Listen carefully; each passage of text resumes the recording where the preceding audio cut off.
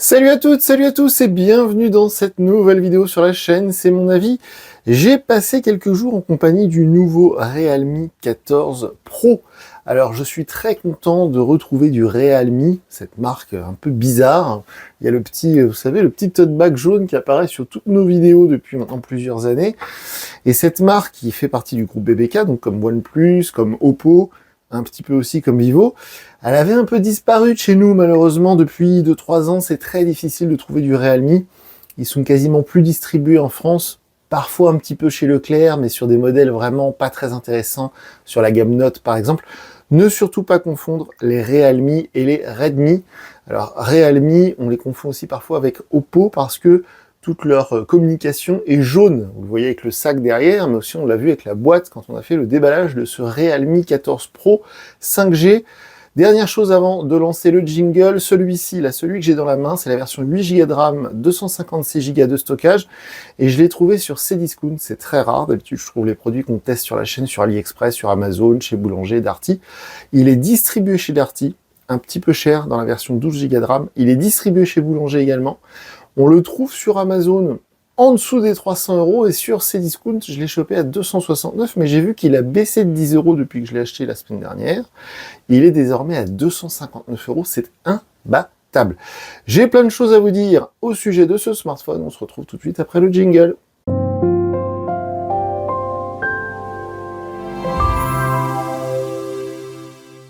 Alors, ce Realme 14 Pro, qu'est-ce que ça vaut ? Eh bien, c'est vraiment pas mal, et surtout compte tenu du prix. Parce qu'encore une fois, celui que j'ai dans la main, c'est en dessous de 300 €. Je rappelle que pour 300 €, là, depuis le début de l'année 2025, on a testé le Samsung Galaxy A26, qui est un peu moyen. On a aussi, chez Xiaomi, dans la gamme Redmi Note 14, qui est sorti au mois de janvier, on va pouvoir trouver soit le Redmi Note 14 5G, si vous l'achetez dans un revendeur, genre Darty, Boulanger, tout ça, ça coûte vers les 300 €. Et si vous allez sur des sites Amazon, AliExpress ou autres, le Redmi justement, Note 14 Pro 5G, qui est dans les mêmes tarifs, et qui d'ailleurs lui ressemble énormément, puisqu'on a cet écran incurvé, on a beaucoup de points communs. Donc ce smartphone, j'ai comme d'habitude ma petite liste sous les yeux, les petits points positifs, les choses que j'ai à lui reprocher, mais il faut bien garder en tête que c'est un smartphone qui fait 5G, qu'on est sous Android 15, c'est pas le cas de la gamme Redmi Note 14 de chez Xiaomi. On est aussi sur un téléphone qui est très léger, on est en dessous des 200 grammes.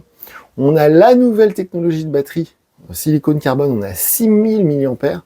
On a beaucoup de choses très positives pour un téléphone qui coûte, je trouve, vraiment pas cher. Encore une fois, au moment où j'enregistre cette vidéo, on est à 250 € sur Cdiscount. Je trouve ça bluffant. Donc, on commence, comme je le disais il y a un instant, par les points positifs, et donc souvent on commence par le design. Alors, il est dispo en deux coloris. Là, moi, je l'ai pris dans cette espèce de gris anthracite. Et comme je le disais dans la vidéo de déballage, il y a une matière très agréable à l'arrière, une sorte de matière un peu gomme. Donc, c'est très cool. La coque étant fournie, personne ne va utiliser le téléphone sans la coque, je le sais. Donc, la matière gomme, voilà, mais honnêtement, l'objet en lui-même, quand on n'a pas la coque, il est très agréable en main, il est très beau. J'ai oublié de citer parmi les concurrents l'excellent Honor Magic 7 Lite qu'on a testé en début d'année, vraiment je n'attendais pas, que j'ai trouvé très bon à tous les niveaux, et qui lui aussi a la nouvelle batterie 6000 mAh. Donc voilà, c'est vraiment deux concurrents, surtout que dans le design, c'est pour ça m'y fait penser, ça ressemble beaucoup au Honor Magic 7 Lite, et ça ressemble, comme je le disais tout à l'heure, soit du Poco X7, soit du Redmi Note 14 Pro. Donc ce nouveau format bizarre qui revient à la mode, ça j'ai du mal à comprendre, avec l'écran incurvé. Les bordures d'écran, parce que là on est dans le design, elles sont pour moi symétriques, hein, c'est-à-dire elles sont pas plus grosses en bas qu'en haut. On a vraiment des bordures d'écran qui sont quasiment comme sur un haut de gamme, donc très fines et égales, visuellement égales. En tout cas, moi, je trouve ça symétrique et c'est très agréable. L'objet en lui-même est bien fabriqué. Alors, c'est tout plastique parce que on est sur un modèle entrée de gamme, mais les finitions sont bonnes. Je rappelle qu'il a une certification IP69 pour un téléphone à ce prix-là. C'est assez délirant. Au niveau de la résistance de l'écran, je n'ai pas vu d'indication sur un traitement Gorilla Glass ou ce genre de choses, mais j'ai envie de dire sur un téléphone à ce prix-là, ça me surprend pas trop. On a vu dans le déballage qu'il y avait une protection d'écran qui était pré-appliquée, donc ça va plaire à beaucoup d'entre vous. Donc si vous mettez la coque et que vous laissez le petit film plastique qui était dessus, bon, le téléphone est protégé, donc Normalement, ça devrait aller. Mais voilà, le design, l'objet en lui-même, moi, j'aime beaucoup. Il me séduit. Et dernier détail au niveau de l'objet en lui-même, il est assez grand. Il est un peu moins compact que d'autres de ses concurrents, même s'il reste fin et léger. On a un grand écran, on a un grand smartphone pour consulter du contenu, c'est très agréable. Et donc cet écran, j'enchaîne là-dessus. Écran donc évidemment AMOLED 100 Hz, qui est très lumineux. En taux de nits de mémoire, on est vers les 2000 nits. En tout cas, en plein soleil, en ce moment, on a eu un beau soleil. C'est vraiment très lisible. On a vraiment un taux de luminosité qui est très fort. Et alors, chose vraiment agréable pour les bizarroïdes dans mon genre, on peut choisir de bloquer l'écran sur 120 Hz, qui est déjà très très bien sur ces prix-là. On a vraiment le choix, voilà, entre standard, élevé ou géré automatiquement par le système. Donc ça, c'est plutôt cool. Et tout de suite, hein, visuellement, on voit que c'est du 100 Hz. C'est très, très fluide dans toutes les conditions. Donc, bel écran, beau design. Et petite chose aussi que j'ai noté, il faut pas oublier de le signaler, sur beaucoup de téléphones dans ces prix-là, par exemple le Samsung Galaxy A26 de chez Samsung, qui coûte donc 300 €, le Samsung Galaxy A26, qui a une bordure d'écran très épaisse en bas, qui est pas très réussi, avec le lecteur d'empreinte sur le bouton. Bah là, non, on est comme sur un haut de gamme, on a le lecteur d'empreinte qui est sous l'écran, et ça marche à tous les coups, et ça marche très bien, donc bravo Realme. Aussi, donc je le disais, on a cette certification IP69, donc le téléphone est étanche, on a du Wi-Fi 6, c'est très bien, la 5G ça marche très bien, le Bluetooth, toutes les connectivités, j'ai eu aucun problème, on a le son en stéréo, donc qui sort des deux côtés du téléphone, encore une fois dans ces prix-là c'est très rare, donc quand vous mettez un podcast, un appel, quand vous jouez un jeu, le son sort bien fort en bas et bien fort en haut du téléphone, donc ça aussi c'est le genre de choses qu'on ne retrouvait que sur des hauts de gamme il n'y a pas si longtemps. On a, là je rentre dans le vif du sujet, le processeur MediaTek Dimensity 7300 Energy. Alors la version Energy, j'ai lu sur internet que c'est en fait le processeur MediaTek Dimensity 7300 qui est dans une version pour essayer d'économiser l'énergie. Alors vous le verrez si vous regardez sous le lien, comme d'habitude sous la vidéo, pardon, le lien vers notre tableau de bord, si on a vu, vous verrez que les chiffres que j'ai obtenus avec Geekbench 6 sont très bons. Ils sont au niveau des concurrents dans ces prix-là, voire un petit peu supérieurs sur certains concurrents. Ce sont de très bonnes performances sur ce smartphone. On a 8 Go de RAM, le processeur Dimensity 7300, il marche très très bien. Donc les jeux, ça tourne nickel. Le multitâche, vous pouvez laisser ouvert toutes vos applis, ça tourne, c'est fluide, il n'y a aucun problème. Donc vraiment, rien à redire de ce côté-là. Et en plus de ça, moi j'adore ce côté, voilà, MediaTek Dimensity 5G, je trouve que ce sont les meilleurs processeurs sur le milieu de gamme. Je trouve que les Qualcomm Snapdragon sont meilleurs sur le haut de gamme avec le Snapdragon 8 Elite évidemment. Mais sur le milieu de gamme, je trouve les Dimensity MediaTek très bons. Partie graphique sur les jeux, partie économie d'énergie, sur la 5G, ça marche très bien. Donc je valide. Je le disais en début de vidéo, on est donc sous Android 15. Je l'ai mis dans mes petits points positifs. Pourquoi? Parce que certains concurrents, notamment la gamme Redmi Note 14 de chez Xiaomi, elle est en Android 14, donc la version de l'année dernière. C'est pas très grave, au quotidien, vous verrez pas de différence. Mais c'est toujours bon, je trouve, d'investir dans un mobile. Début 2025, là on est au mois d'avril, vous sortez 300 balles, au moins vous savez que d'ici 2 ou 3 ans, votre téléphone il est toujours dans le coup. Niveau logiciel, en tout cas, vous ne serez pas ringard, vous ne serez pas dépassé, vous ne serez pas sur une version ancienne. Donc ça c'est positif. Ce qui est positif aussi, c'est que j'ai eu une mise à jour. Dès que j'ai déballé le téléphone, j'avais une mise à jour de Realme UI, hein, c'est comme ça qu'ils appellent ça, voilà, Realme UI 6. Donc c'est ce que vous retrouvez... alors en fait c'est ColorOS un peu, hein, parce que tout ça c'est le groupe BBK, donc ça ressemble beaucoup à ce que vous allez retrouver sur un OnePlus ou sur un Oppo. Malheureusement Oppo n'est plus distribué en France depuis quelques mois, quelques années, mais voilà. Je trouve ça pas mal, on va y revenir après, ça fait partie des petites choses que parfois j'ai un petit peu à lui reprocher, mais au moins on a la dernière version Android.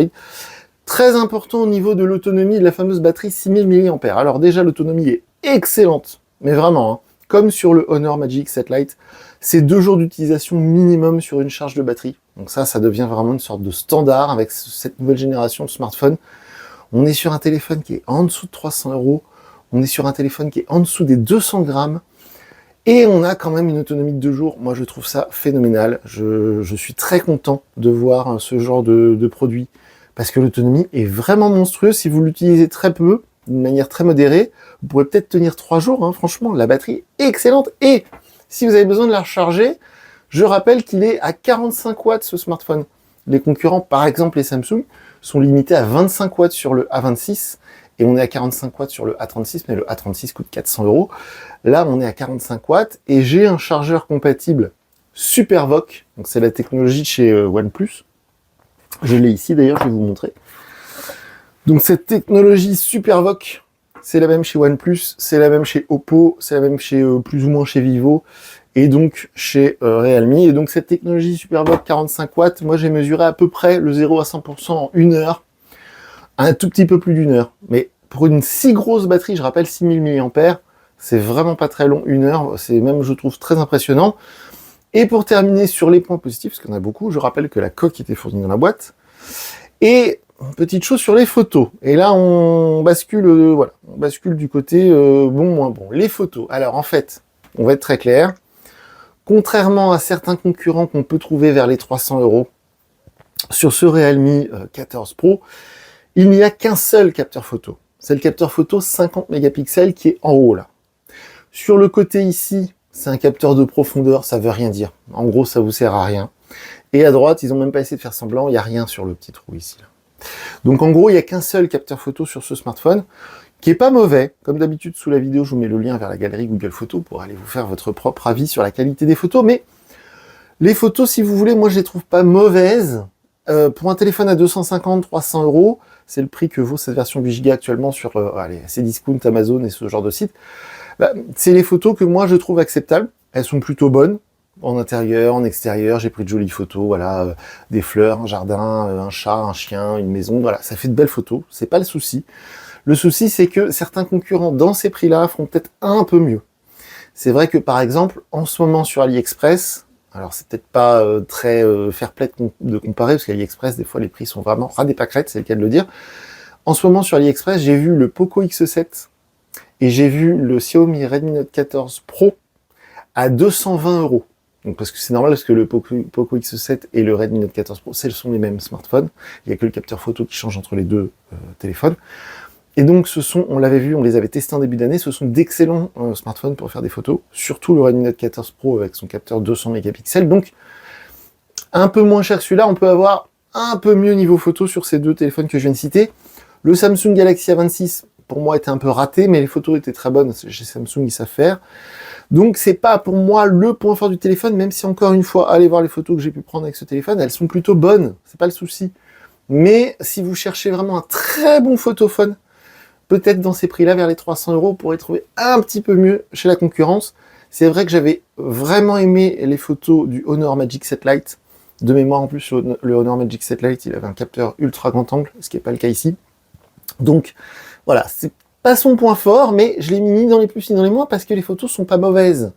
Mais encore une fois, il n'y a qu'un seul capteur normal, 50 mégapixels Sony, stabilisé optiquement, ok. Mais voilà, il n'y a pas forcément cet effet waouh quand on prend des photos avec ce Realme 14 Pro qu'on peut retrouver sur certains concurrents. Donc c'est pour ça que je ne l'ai pas mis dans les plus, je ne l'ai pas mis dans les moins. Par contre, si on passe du côté obscur, des choses que j'ai à lui reprocher, eh bien, tout à l'heure, on parlait de Realme UI6. Pour moi, c'est clairement pas la meilleure interface actuellement, là maintenant, au printemps 2025. Alors certes, One UI7 chez Samsung, il y a des défauts, ils sont à fond sur l'IA, etc. Bon, ok.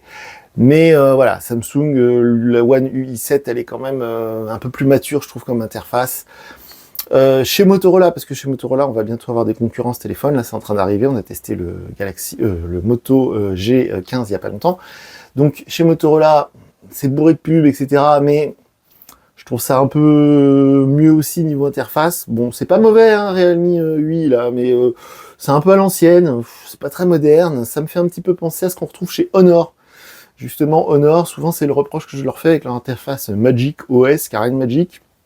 Bah là, ça ressemble beaucoup à du Honor.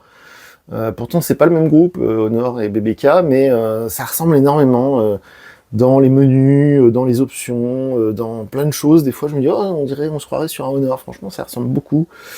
Et puis, il y a des choses, des fois, on cherche à modifier certaines choses et on ne peut pas les modifier. Petit exemple tout bête, sur les Realme, mais c'est aussi le cas sur les OnePlus, c'est pour ça qu'on teste très peu de OnePlus sur la chaîne, parce que depuis que OnePlus, c'est plus vraiment OxygenOS, c'est surtout ColorOS, les OnePlus, je les trouve pas très intéressants, surtout sur la partie logicielle, puisque la preuve en est, c'est un petit détail, mais qui pour moi veut dire beaucoup, c'est que OnePlus et Realme, ce sont les deux seuls constructeurs actuellement, là maintenant en 2025, sur tout le marché, tous les téléphones, Samsung, Motorola, Xiaomi, qui vous voulez, Honor, ce que vous voulez, eh bien, les deux derniers, on ne peut pas enlever la possibilité d'avoir le Google Discover quand on glisse. Alors, c'est un défaut, c'est tout le monde veut dire, je vous vois derrière votre écran, mais on s'en fout, ça compte pas. Mais c'est un petit détail, je trouve. Le fait qu'on ne puisse toujours pas choisir en tant qu'utilisateur de dire non, je ne veux pas afficher Google quand je glisse le doigt sur la gauche de l'écran d'accueil. C'est pas grave, mais c'est un petit détail. Il y en a plein d'autres que je pourrais vous citer, notamment un truc tout bête. Et là, pour le coup, pour moi, ça veut dire, et vous allez voir, c'est un truc tout bête. Le Honor Magic 7 Lite, qui est dans ces tarifs-là en ce moment, on peut le trouver en dessous des 300 €, le Honor Magic 7 Lite. J'avais été incroyablement surpris par le fait qu'il y ait un Always On Display, vous savez, les informations qui restent à l'écran en permanence. C'est la première fois que je voyais ça sur un téléphone aussi peu cher, entre guillemets. Et donc, quand j'ai commandé ce Realme 14 Pro, j'ai vu sur la fiche technique qu'il y avait le Always On Display. D'ailleurs, l'item est disponible dans les menus du téléphone. Donc, on va, je sais plus où, écran à verrouillage, ou je sais plus quoi, personnalisation, fond d'écran et style, voilà. Et là, on a le Always On Display. Donc, on se dit, waouh, c'est trop bien.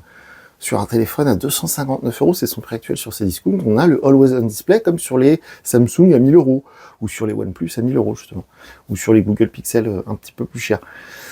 Eh bien, grande déception, puisque le Always On Display n'est pas permanent. Donc voilà, il disparaît, vous allez voir, les informations disparaissent de l'écran au bout de 10 secondes à peu près. Comme sur certains Poco, sur certains Xiaomi, en fait, les informations ne restent à l'écran que si on bouge le téléphone, ou que si on interagit, on touche l'écran. Mais sinon, les informations à l'écran disparaissent. Et voilà.